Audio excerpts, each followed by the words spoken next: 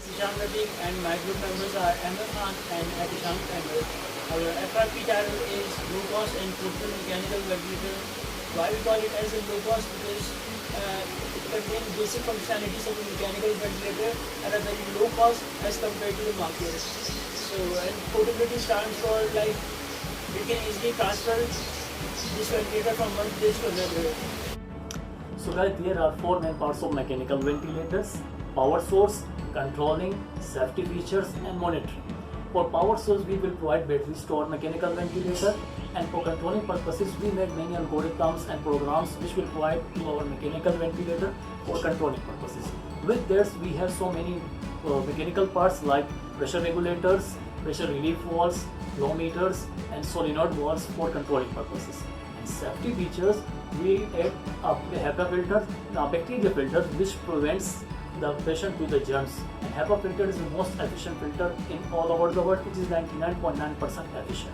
And for monitoring purposes, we will provide the LCD and laptops for controlling and monitoring our all mechanical ventilators. Assalamualaikum everyone, this is Adishan. I'm going to show you the working of mechanical ventilator. In our ventilator, there are two cycles, inhale cycle and exhale cycle. Inhale cycle starts with the pressure regulator. Pressurized air enters the cycle from here. The pressure regulator will regulate the pressure from 4 bar to 200 millibars. After that, we have a check. It will prevent the air to flow back. Then our line splits in two parts. One is connected with the pressure sensor, which will give us the pressure feedback. The pressure will be displayed at the GUI, and the second part goes to the flow meter, where it will show the flow of air in cycle.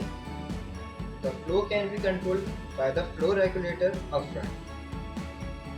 From this, air will go through a solenoid valve, which is solenoid valve. A safety valve is also connected, which is used for emergency purposes, as if the pressure exceeded from the 200 millibar.